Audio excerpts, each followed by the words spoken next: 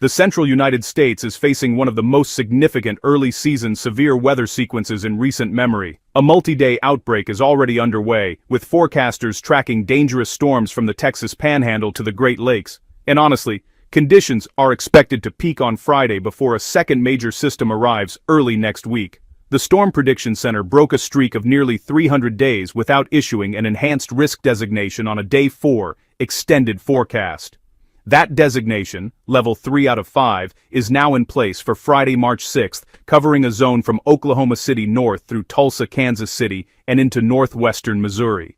Meteorologists rarely apply that level of certainty so far in advance, and the signal is being taken seriously across the forecast community. Thursday, March 5th, is the opening act of this sequence and should not be treated lightly. A slight risk of severe weather is already posted from West Texas and the Texas Panhandle through western Oklahoma and into southwest and central Kansas. The primary threat window opens in the late afternoon and continues into the evening hours. The bullseye cities for Thursday include Amarillo, Lubbock, Wichita Falls, Abilene, Oklahoma City, Lawton, Dodge City, and Hays.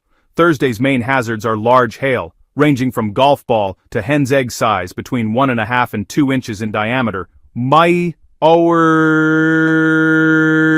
along with damaging wind gusts above 60 miles per hour and an isolated tornado threat.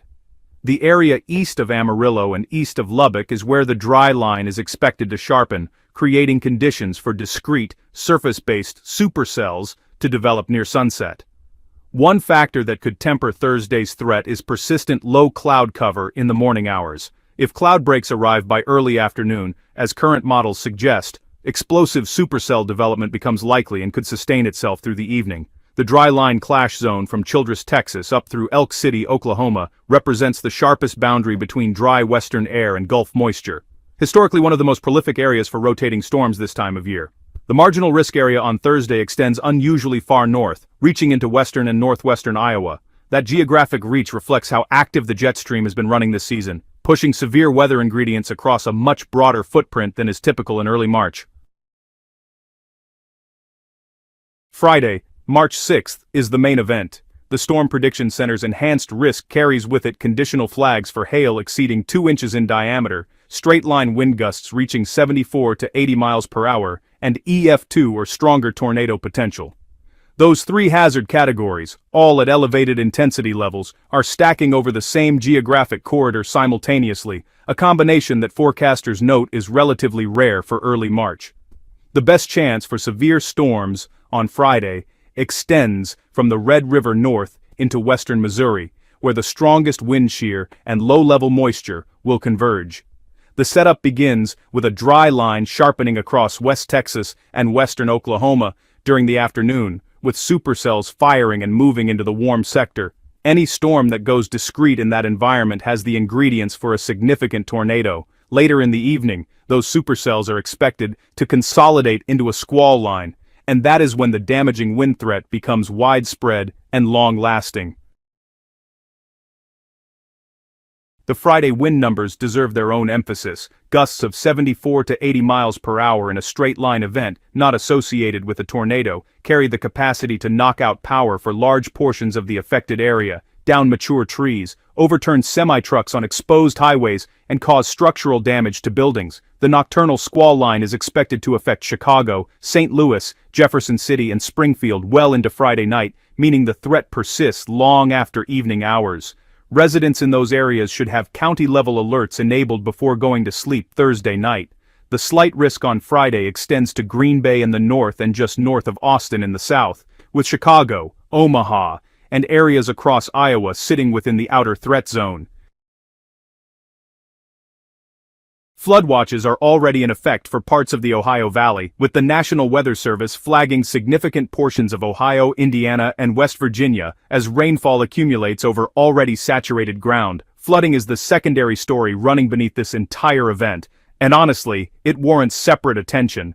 Flood watches are now in effect for parts of Ohio, Indiana, and West Virginia, with a stationary front draped across the region fueling rounds of heavy rain and thunderstorms across the Miami Valley and southern Ohio.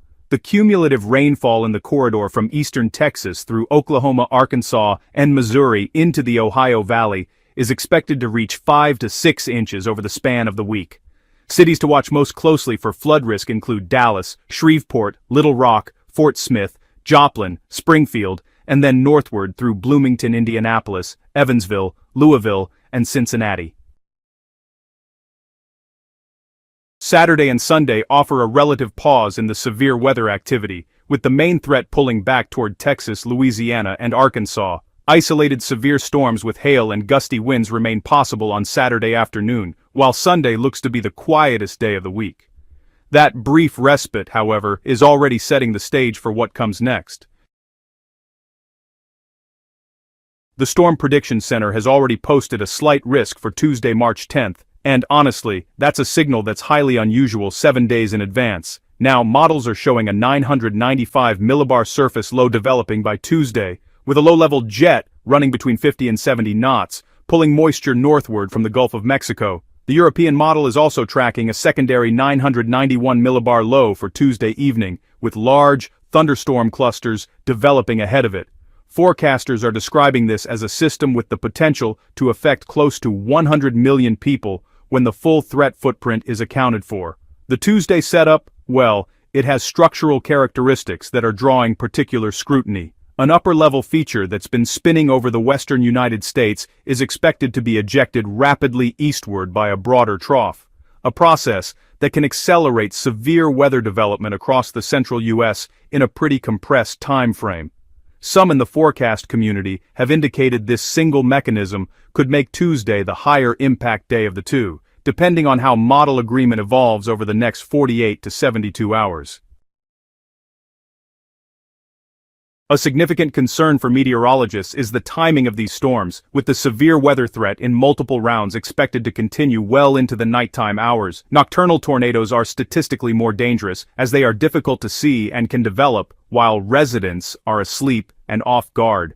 Forecasters are projecting between 1,050 and 1,250 tornadoes across the United States in 2026, close to the historical average of 1,225. But as meteorologists consistently emphasize, annual totals do not determine local impact. A single outbreak striking a populated area changes the calculus entirely.